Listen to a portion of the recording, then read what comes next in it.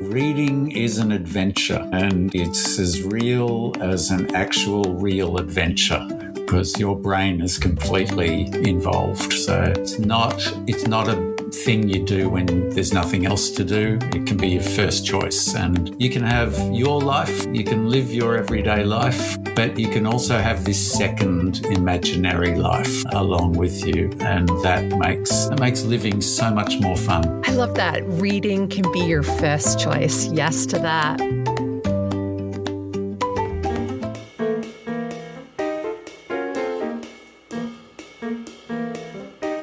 Hey everyone, I'm Bianca Schulze, founder of the Children's Book Review, and this is the Growing Readers Podcast. Today, I'm sitting down with two Australians who have teamed up to create one of the most joyful, laugh-out-loud series I've come across in a long time, the You and Me series. Andy Griffiths needs very little introduction. He's the New York Times best-selling author of The Day My Butt Went Psycho, the beloved Treehouse series, Killer Koalas from Outer Space, and so many more. In 2007, he became the first Australian author to win 6 Children's Choice Awards in 1 year. He is passionate about inspiring a love of books in young readers and serves as an ambassador for the Indigenous Literacy Project, which provides books and literacy resources to remote Indigenous communities around Australia. And since our last conversation, Andy has been named the Australian Children's Book Laureate, which, if you ask me, is just about the most perfect fit imaginable. He lives in Melbourne and is Australia's most popular children's writer. Joining Andy for the first time on the Growing Readers podcast is the wonderfully talented Bill Hope. Bill is an artist and illustrator living in the Blue Mountains just outside of Sydney. He has published multiple illustrated books, holds ongoing representation through the Lost Bear Fine Art Gallery, and his graphic novel An Interior Life won the Golden Ledger Award for Australian comics. His illustrations in the You and Me series are full of heart, humor, and so many delightful little details that will keep young readers and their grown-ups looking twice at every page. Together, Andy and Bill have created You and Me and the Land of Lost Things and You and Me and the Peanut Butter Beast, 2 wildly fun adventures that put you, yes, you, right in the middle of the action. We talk about the origin of the series, what their creative partnership looks like, the quiet life lessons tucked inside the silliness. And yes, we do get into some rapid-fire questions involving peanut butter and Vegemite. I hope you enjoy this conversation as much as I did. But first, here's the book summaries for the first 2 books in the You and Me series.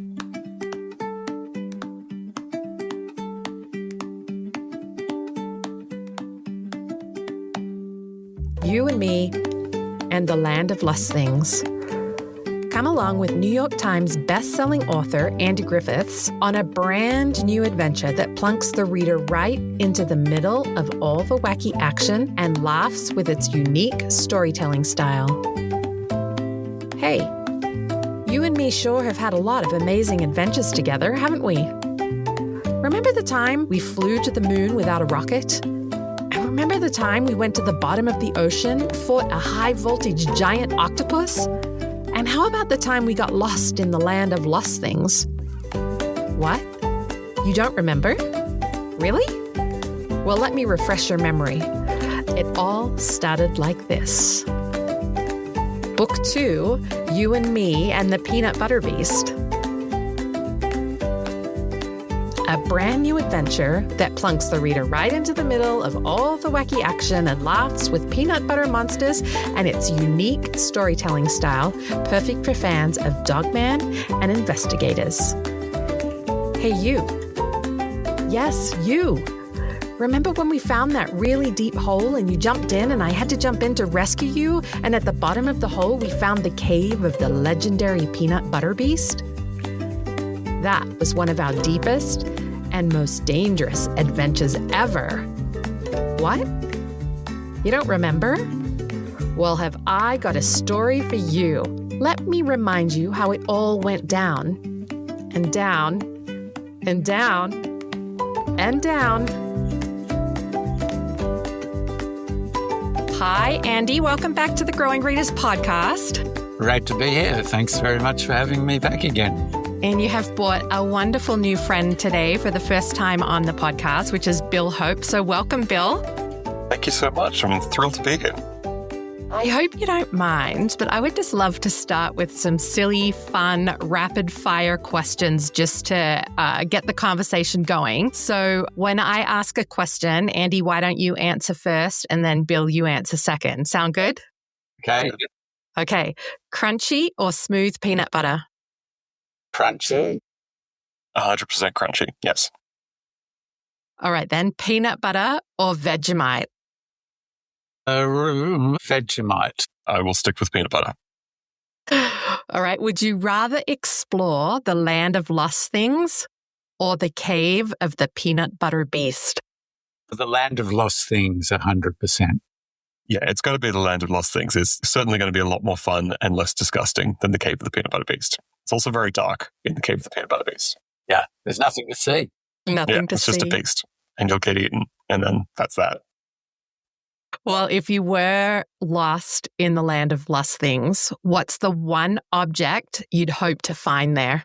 This beautiful old coat, beautiful new coat that I got in England a few years ago during a really freezing cold snap. It was like this magical coat that kept me warm, made me look great, and I lost it a few years ago in Australia and never seen it again.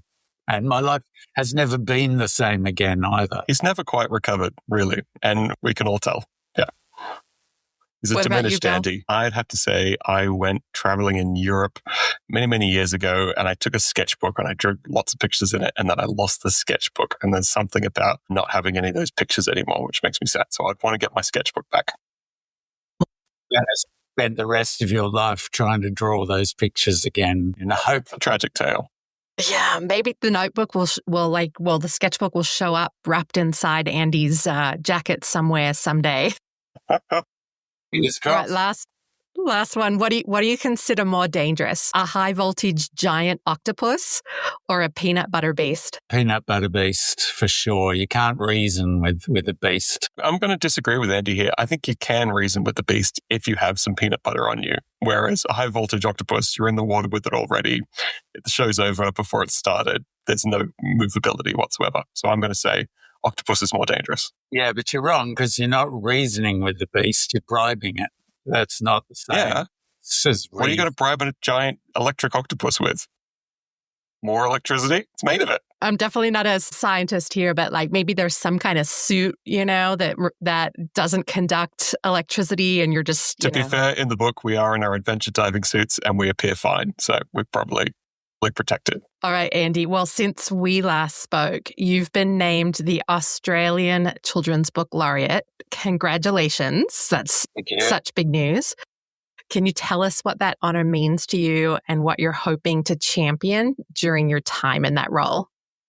Well, it's pretty much a continuation of what I've been doing right from the start, which is encouraging kids and showing them through the books how much fun and how much adventure, imaginary adventure, but it still feels real, you can have in a book. That these books are not a chore, they're a pleasure, and they have all these incredible benefits that are, just bonus benefits apart from the fun of where are we going to go next when we turn that page. So this is an opportunity for me to have a national stage in Australia, to visit every state and territory and talk to kids and their parents and teachers and all the gatekeepers, just to remind them that at the heart, reading is fun.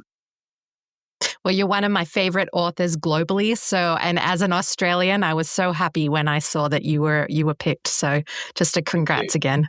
Thank you. Yeah, and it gives me a little extra air of legitimacy because I've always regarded my position in the literary ecosystem as the clown, as the idiot, and I say that in the best possible sense of idiot, that no one's going to take me seriously. So I have the license to do whatever I want. And I like the fact that the laureate, people take me a little bit seriously now, but I'll fix that. Don't worry. Yeah, I keep trying to correct Andy's spelling sometimes, and he says, "Do you know that I'm the Australian Children's Laureate?" And I have to say, "Okay, fair enough. It's correct the way you did it." Yeah, you have to do whatever I say, Bill. Well, Bill, I love to ask our first-time guests about the moment they fell in love with their craft. So was there a pivotal book, an image, or a piece of art that first sparked your passion for illustration? So a moment where you thought, this is what I want to do. I think the moment that sticks out to me is when I was about 10, I was given a book of, it was a how to draw book it was written by Quentin Blake, who did all the Roald Dahl books. And I worked my way through this Quentin Blake book, and I really loved his drawings, and I loved the way he talked about teaching drawing and his whole kind of philosophy behind it. And it was one of those times that I was really getting into the idea of being someone who liked drawing.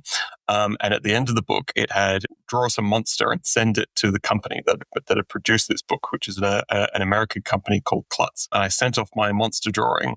And then a few months later, I got this big package of goodies that this company had sent to me from America. And at that age, to get sort of free stuff in the mail because you'd done a drawing was so exciting. So I think it was that source of me really falling in love with this particular kind of drawing at the time, but also getting something in return was so exciting. And that's sort of the itch I've been trying to scratch ever since.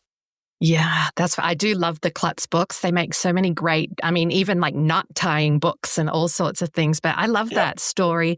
I'm such a Roald Dahl fan, so I have to ask, do you have a favorite Roald Dahl book? Do I have a favorite Roald Dahl book? I think it's probably the BFG. I think I like the BFG best. Yeah. Andy, I don't know if I've ever asked you that question. Are you a Roald Dahl fan? Look, I didn't grow up with him. I went straight from child reading into the macabre short stories, which were my bridge into adult world. So, but I've gone back and retro admired what Dahl achieved, and very similar approach. It's the child-centered approach. We are telling a story to the child, not for any other messagey sort of purpose. It's just to what can we think up. And I like that in The Land of Lost Things, we have a little visual tribute to James and the Giant Peach, because we're being pulled along in a flying bathtub pulled by flying socks. And I think when we were making this, I said to Bill, make it look like the giant peach being towed along by all those birds, because they're very similar fantasy and fantastic elements in our respective book. Yep. Well, the You and Me series shares the same wacky, highly illustrated energy as the Treehouse books, but with a fun twist. The reader is actually one of the main characters. So, Andy, can you explain the You and Me concept and where the idea of putting the reader inside the story came from? Well, it came from the readers, because I read my mail from the kids very, very diligently and seriously. And many of them were saying, can you put me in the next book? Can I be a character in the Treehouse? And can you put my dog in and my best friend? And they list their names. And so I was thinking there is something to do after Treehouse that I haven't done, because that ran for 13 books, 13 years. Terry retired, and I thought, well, what else is there to do? And I thought, well, I could put the reader in the book. And that's when I met Bill, our publisher, introduced us. And I said to Bill, I want to do this thing, but all readers are different. They're different sizes, they're different genders, they're different nationalities, they're different ages. How do we represent that? And Bill came up with the idea that we would put a cardboard box on our heads to conceal our identities, so that reader could identify with that character that we say is you. And then I thought, okay, me and you, the reader, have been on a lot of adventures. You've forgotten most of them. So each book, I remind you in great detail this incredible adventure that we had. And that was the engine that started it. And working with Bill, I quickly realized he has this ability to do vast cinematic perspectives and from all different perspectives. That was really an exciting thing because we can make up the most ridiculous idea, and Bill's sort of cinematic realism makes it seem perfectly reasonable so that the reader is just sucked in to that world of nonsensical fantasy without even knowing it. Bill, what's your take from the other side of that when the publishers wanted to connect you with Andy? What was that like for you? And anything else to add on to what Andy just shared? Yeah, I mean, just on what Andy was saying, I think it's quite a big sort of conceptual swing having you and me as the two main characters, and it is a little bit difficult to explain to people sometimes. But once people start reading it, they get it immediately. And one of the things that was very satisfying to us is that we had some messages from parents who were saying, "If I'm reading this book to my child, I'm me and the child is you." And it's this really nice sort of dialogue they can have if it's a reader and a listener relationship with the book. Those two main characters completely check out as well. So it's a really lovely thing. And I think it's working really well. I'll also just add there was a plan for a while to do the entire books with just never seeing the main two characters. And as an illustrator, this is a total nightmare that we're going to have everything from first point perspective, or we just see their shadows, or just see part of a foot going out a door or something. It was going to be tricky. So I'm very glad we came up with the adventure suits to protect their identities. Yeah, that was the pure idea, but I don't think you would have been as involved in the story. No, and there's some pretty basic things like you need to be able to see the characters' expressions and their reactions and things like that. And yeah, we got there. But anyway, now getting the first call from the publisher it was very exciting because it was a secretive meeting. I was just invited to a meeting and they wouldn't tell me what it was about. And they sort of revealed throughout the meeting that Andy was looking for a new illustrator. And obviously it's tremendously exciting for me because exactly the kind of books that I wanted to do. And I'd read Andy's books when I was in primary school. So there was this incredible sort of full circle feeling to the whole thing. So it was very exciting, but also, it was intimidating. You're sort of going for a really big job and I want it to go well. And it's this mix of doing something where you're trying your hardest, you want it to go well, but with everything with Andy, it's fun and there's a lightness of touch. So it's like high pressure play, if you know what I mean. It's like you're making these samples to send to the publisher and you're like, there's a lot of high pressure on this. It's like a big career move kind of thing, but you want it to be fun and light and just having a good time. So I was sort of managing that balance. I feel like we're cool now, but for the first little while, it was sort of, just playing. I actually had that feeling after my first book, Just Tricking, back in 1997. I'd put 10 years work into it and I'd thrown off this character who plays practical jokes and they always backfire. Terry had done all the stream of consciousness doodles around the edges of the book. And it came out and after 10 years, it was an instant bestseller. Yeah. And then they said, right, what's next? And I said, well, he could be annoying, so I'll write just annoying. But then I went, oh my goodness, how did I do that? And there's all these expectations now. This is going to be funny. And I thought the only way I can do it is to forget all of that and revert back to the 10-year-old that I was and always am when I try to write with the devil may care attitude. It's like, this is funny, this is silly, and I'm having a good time. That's my security.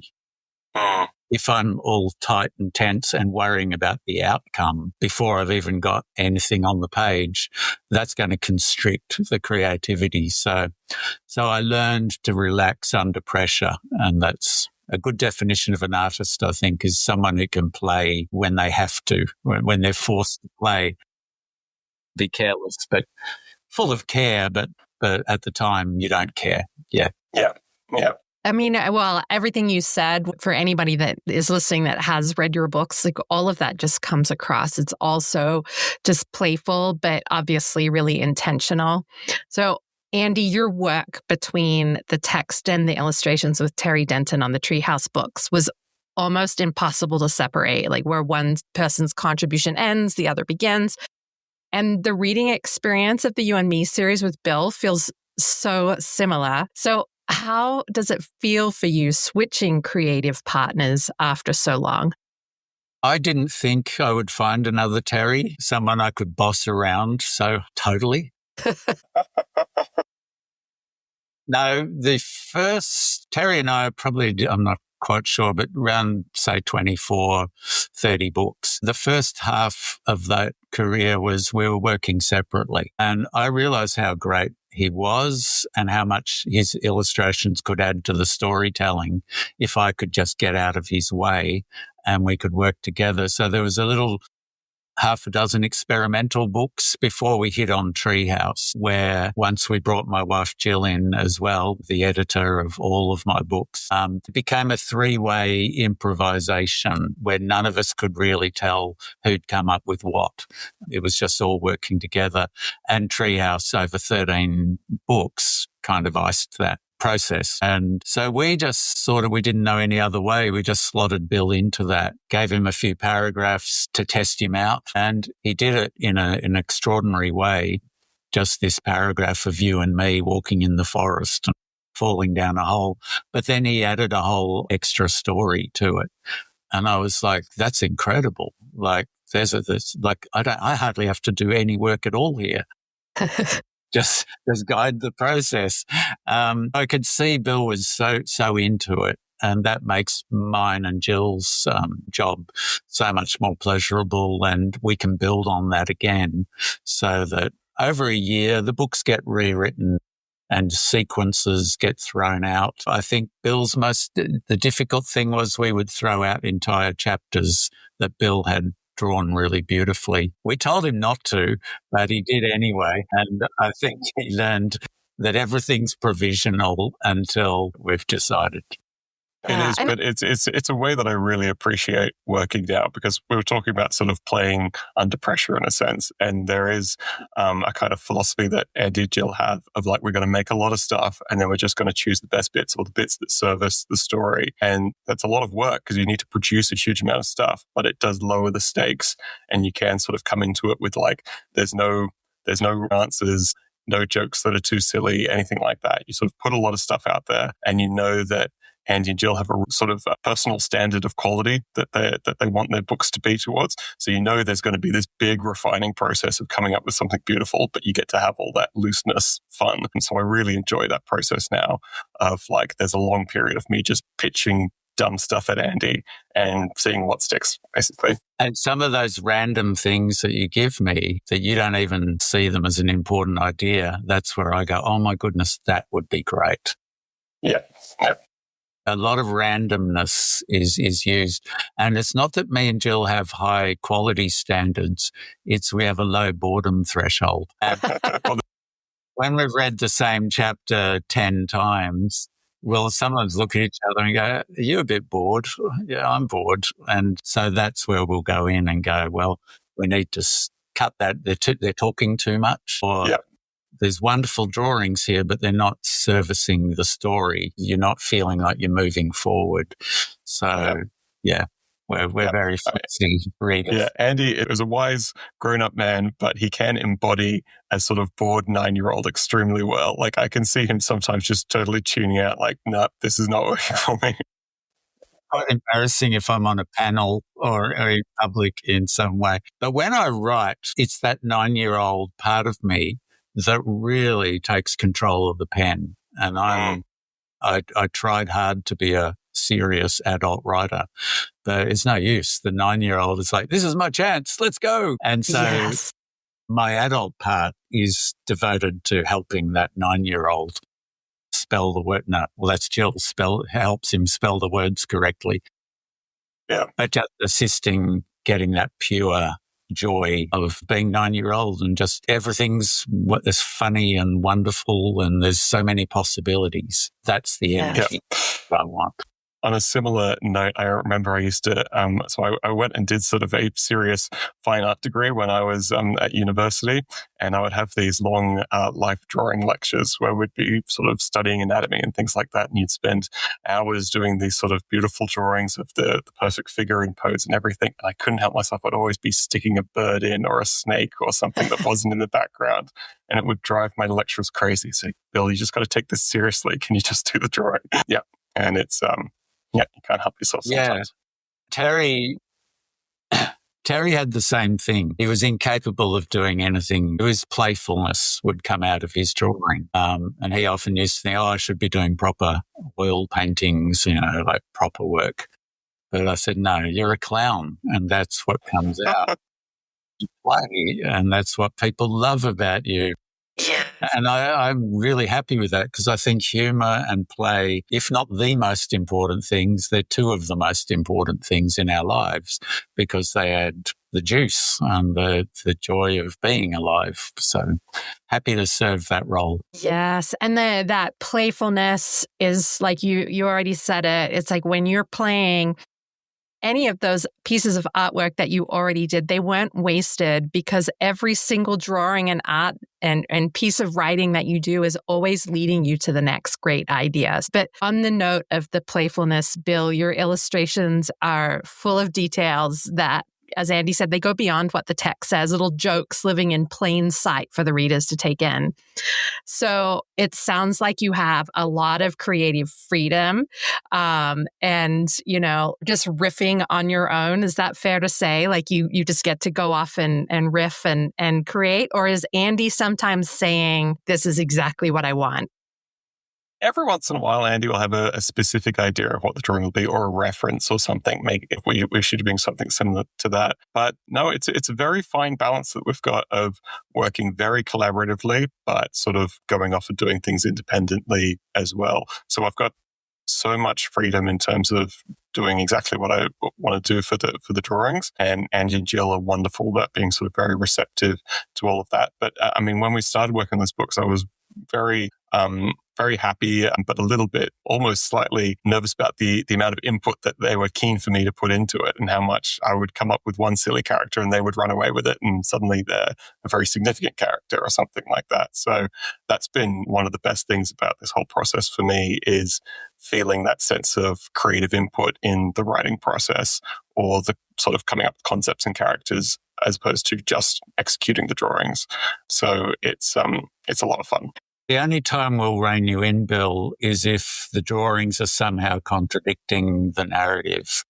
I'm very sensitive to the narrative voice being consistent with the pictures, because they're part of the narrative. Yeah. So, Bill have a brilliant joke, and I'll go, no, it's working against me. It's going to send the reader off on the wrong track, or it's breaking the spell that this is actually happening and not just created by two adults in Australia. I never want them to feel that. Yeah. Yeah, it's a very fine balance with a lot of these things, where it's like, how much is the drawing just continuing the sense of momentum in the story? How much are you following the action? And how much of the little jokes, are they sort of flourishes on the existing action, or are they sort of speed bumps that are stopping the flow of the narrative? And it's trying to get that balance of what's too much, what's a sort of interruption.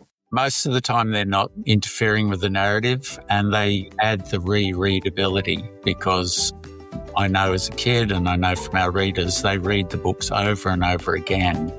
And when you can keep discovering little things that you didn't see on your first rush through or your second rush through, I think that's what I want from a book as a kid. Yeah, endless rediscovery.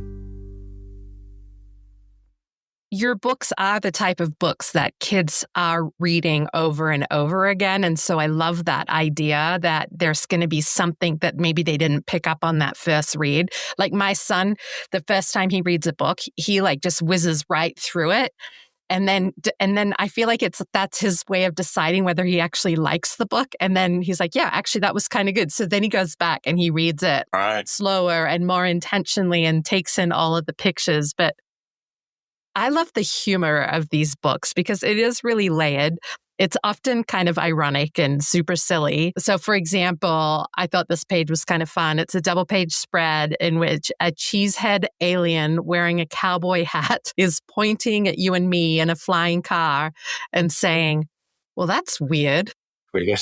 It's just ironic, you know, like, and I think kids at a certain age finally get that kind of irony, like, oh, the cheesehead, you know, with a cowboy hat saying something else is weird. So Andy, like, is there something specific in these You and Me books that Bill put in that you weren't expecting that you'd consider like a favorite moment for you? That would be true of both the books. There's a third book we've almost finished. Yeah, Bill will give me what I want, but not in a way that I'm expecting. And that's creatively very exciting. So there are so many moments. I mean, that was an early one. There's no explanation for that character being there. And yet you suddenly see the action through the eyes of someone else, which dimensionalizes it. And if it's weird to this weird character, then this must be strange. But speaking of the characters, what we noticed early was Bill was populating the town that they live in with very strange little creatures that, you know, they're nuts and bolts and bits of fruit and nuts and bolts, and there's no way of describing them. And we loved that. And Jill and I thought back to the books we loved, and they were full of animals and very few adults. And one of my pet peeves, I guess, about books written for kids is if there's too much adult action in it. And we said, let's get rid of the humans altogether, apart from you and me, who obviously, they're probably humans. But I was thinking this the other day, Bill, what if they took their helmets off and revealed tentacle? At the end of the series, yeah. They were just a slab of cheese the whole time. Yeah. I think there's something in that I really want to explore. But so far, we've banned all humans, all adults from the books, in mostly, I think, so that the kid reader can just immerse into a world of fantasy. And in fact, that townsfolk, it's the scene where the peanut butter beast is performing on a stage in a little Dickensian theatre. It's dark and it's awful, and the audience are all sort of there for the spectacle, and it's kind of terrifying. It's based on an illustration from Pinocchio, which is one of my very favourite touchstone books. And I just thought, gee, we could do a whole story about this town of strange things. That could be, there's always spin-offs going off in my head, and that could be something down the track. So it's become my personal challenge now to try and weasel an actual human being into the books. So I'm trying to get a ghostly pirate into the next one, but we'll see if it works out. Probably not. That's all right, but he won't be a normal pirate. No, he's only half a human. He's just a little wispy ghost on the bottom. You know, the early one was Johnny Knucklehead. There he is. He's almost human. He's made up of human bits, Johnny Knucklehead. Well, that was an early breakthrough. I just said, I've got this guy, Johnny Knucklehead. Can you draw me what that looks like to you? And he gave me 5 figures. I think 4 were kind of droogy-looking, knuckleheady humans. And this 5th one was this guy with an actual knucklehead. And I just went, that's the guy. And I can see his personality. He's already a double-dealing gangster type, and he'll be the perfect foil for the perfect villain to you and me. Yeah. Do you want to just share a little bit about those characters, the Knucklehead characters, a little more, like what they bring to the story? They are sort of our frenemies. We've been on many adventures together. They help us to a certain point. We might find the treasure together, but Johnny will always double cross us over and over again. Even when he says, I promise I won't double cross you this time. Oh, do you promise? Yes. Okay. Yeah, we'll trust you this time. And then he double crosses them again. Is a beautiful moment. Yeah. I mean, Johnny was meant to be sort of a side character in the first book, and then quickly started dominating that book, and is a major character in the second, and is a much, much more major character in the third. And it's sort of almost a balance. I think we enjoy writing and drawing Jimmy and Johnny, the Knucklehead twins, almost too much. They're sort of like the ghost in the machine that makes a big bunch of the story happen, the kind of agents of chaos. And it's almost like you and me sometimes have to be sort of, well, I don't know if they're playing straight men to Jimmy and Johnny. They're definitely sort of wacky in their own way. But I think they're Batman and Robin to the Joker or the Riddler. Yes, that's a good comparison. And that 60s Batman television series was really influential on me. I loved the way they played it straight, and yet it was ridiculous. That's a big part of my humor is I'm not trying to be funny. I'm actually trying to solve the problem for the characters, and it happens to be a ridiculous problem in a ridiculous world. And that's where the humor comes from. Yeah. And I love that the knuckleheads, I think they help the readers, the young readers, feel intelligent in the sense that they can see that you and me are being a little naive in trusting the knuckleheads so much. And so I love those moments where it empowers the reader to be like, no, don't trust them. But, I love it. Well, both of the books carry a quiet life lesson tucked inside the adventure there for anyone willing to receive it. So we talk a lot about the humor in your books and the absurdity and the silliness, but book one offers insights on learning to tame your temper, and book two touches on the idea that we're all more complicated on the inside than what it appears on the outside, which I think are such incredible themes. So did you know you wanted to weave those themes in, or did they just emerge as the story developed? They just emerge, I think, as it develops. Peanut Butter Beast, obviously, we just wanted to get inside its brain and drive it around like a hot rod. And then Bill's beautiful drawing of the inside of its brain and the inside of its body is so much more complicated and complex than I ever imagined. That one of the characters comments something like that. Gee, we're so much more complicated on this.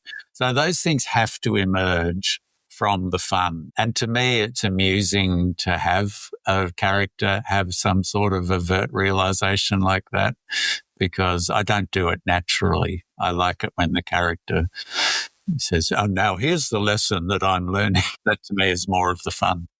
Yeah. Well, we've talked about how you and me are, we assume they're humans, but, Bill, you came up with the idea that just cover them in these boxes. And I feel like most children at some point in their life make some kind of costume, whether it's out of like a big brown grocery bag or a cardboard box. So I think it was brilliant. But the Make Your Own Adventure helmet in book one involves a pair of flip-flops, which made me smile because in Australia, you would call flip-flops something completely different that wouldn't fly over here in the United States. Certainly. So it's another word for undies, but so we won't go there. And it made me wonder about the editing process when your books get translated.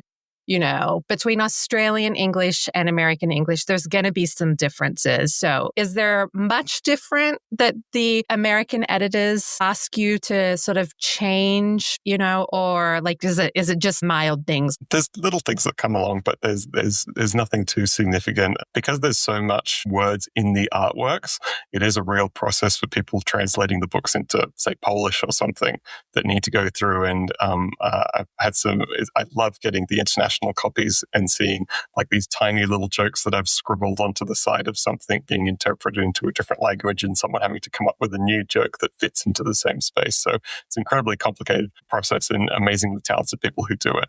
But sorry, Andy, you'd know more about sort of the history of translating of your kind of work. Yeah, these days the US editions are pretty much unchanged. In fact, it was almost the other way around. The original title of Peanut Butter Beast was, it went through a lot of titles. It was going to be You and Me in the Very Deep Hole to begin with. And we thought maybe that's not that exciting. And then it was going to be You and Me in the Peanut Butter and Jelly Sandwich Beast. I liked peanut butter and jelly. And the comment over here was, oh, that's so American that no one will know what that is. I was like, that's all right. Jelly's funny, but we dropped it because then the title is a bit quicker to say and still works. Yeah. No, I think there's hardly any changes in other countries. Particularly for Treehouse series, sometimes you might mention a celebrity in the book that means something to US, UK and Australian people, but means nothing in Holland. A good translator will pick the appropriate level celebrity that the Dutch people will recognise and put that in. So they have a bit of freedom to make it work for their audiences. But I'm fine with that. It's whatever works is what needs to happen. Yeah, exactly. Well, it is so funny. Like the peanut butter and jelly is so American. And as, my Australian birthright, as I was reading it, I don't know why, but I really wanted something about Vegemite to end up being mentioned. And sure enough, Vegemite got a little shout out at the end of book 2. So I just wanted to thank you for putting it in because I would pick Vegemite over peanut butter. Yeah. Was this after the peanuts have saved them today? Is it yes. back up? We'll eat Vegemite instead. Yeah. Right. We can't eat peanut butter anymore because they're such little heroes. Exactly. Well, Andy, in our last conversation, you talked about writing for 3 audiences at once, a concept from Australian-born writer Tim Winton, that writing for kids is a triangle. So at one point is you writing for yourself. Another point is the child. And the third point of that triangle is the gatekeepers, the buyers of the books, which are, our parents, our librarians, and our teachers. So question, how do the You and Me books speak to each corner of that triangle for you? Well, because I'm not just an adult and a parent, and I've been a teacher, so I know what that angle is. I've been a 9-year-old kid. I've got a good handle on that. And I'm obviously me, along with Jill and Bill.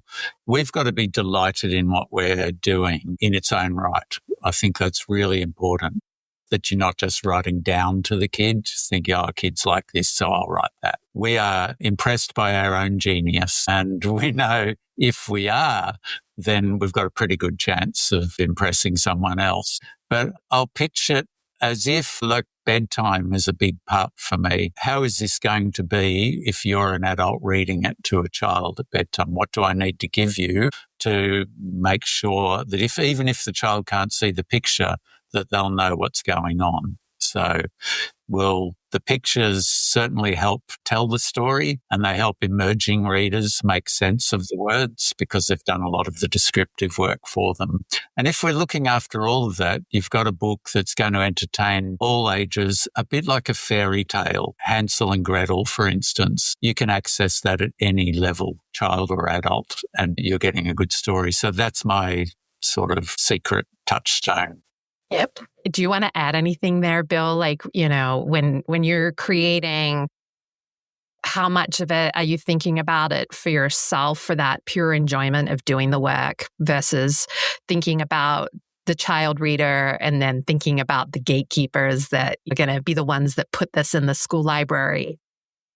I mean, a lot of it is kind of a hope that the things that I like, or if I'm enjoying it, the kids are going to be having fun as well. And I'm sort of hoping that continues and that we're enjoying the same things. And I think for the most part, that's true. I don't worry. I mean, I want it to sort of work on some levels that some of the jokes are a bit more advanced, some that the parents might enjoy, but I'm not considering them that much as a important part of the audience. I'm largely focused on the kids enjoying them.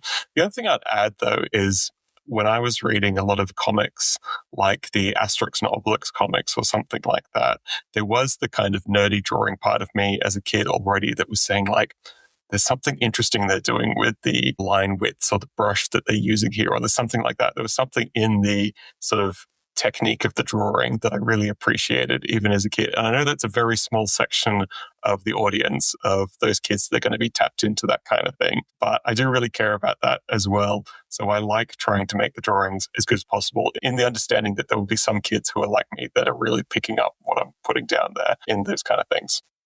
For sure. And I want the child reader who may have storytelling or writing inclinations, I want them to be inspired by the book. And they go, okay, now we're finished with that. Now I'm going to write my own. And that's a really lovely effect.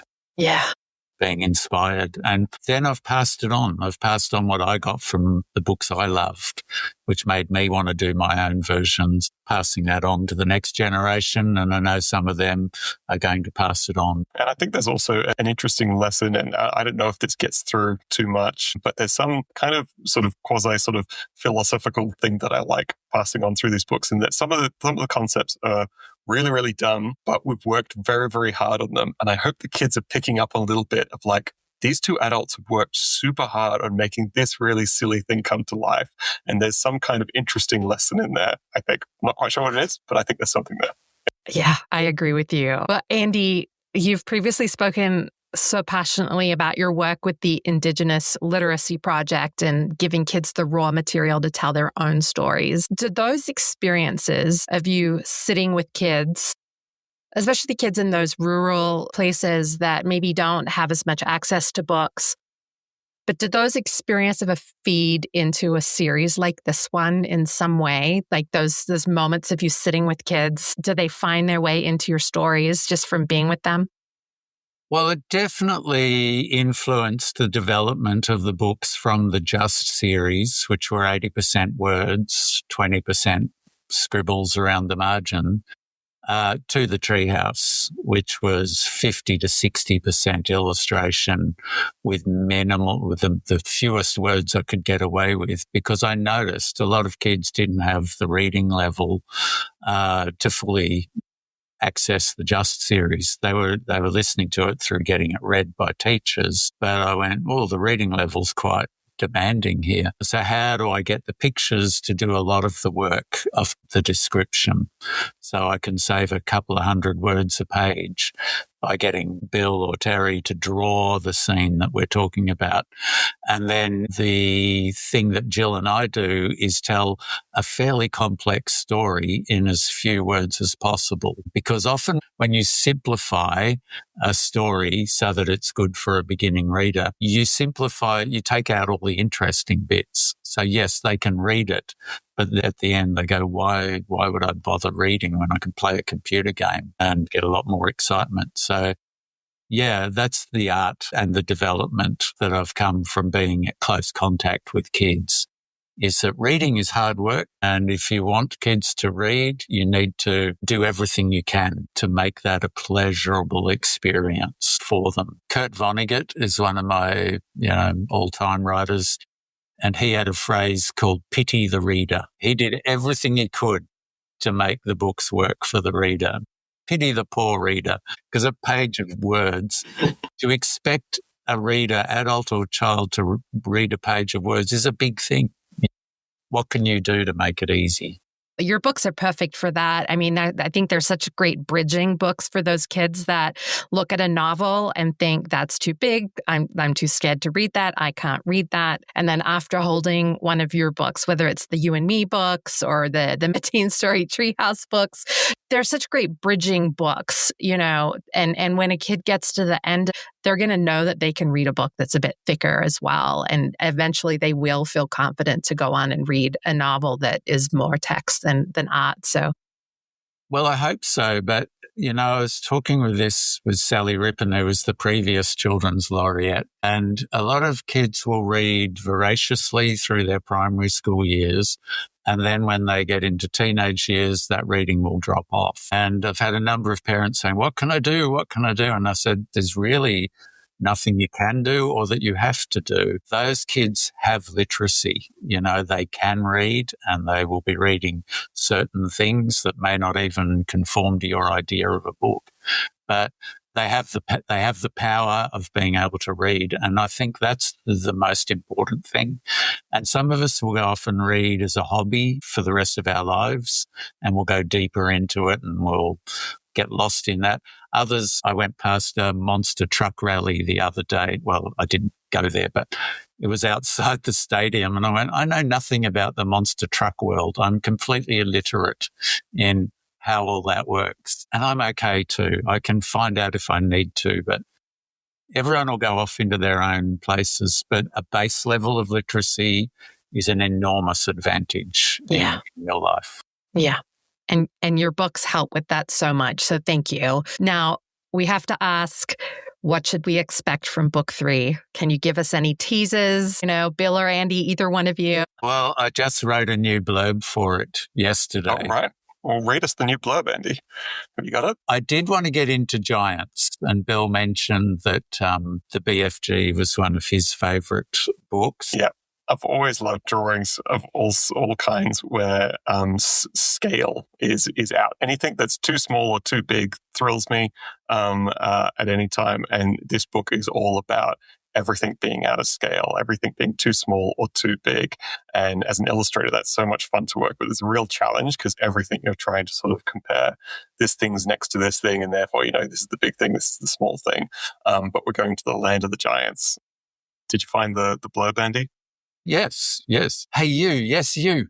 Remember when we accidentally became gigantic and got banished to the land of giants, where we discovered that we were actually quite tiny, especially compared to the most gigantic knuckle-headed giant of them all? That was definitely one of our biggest adventures ever. What? You don't remember? Well, have I got a story for you. Once upon a time.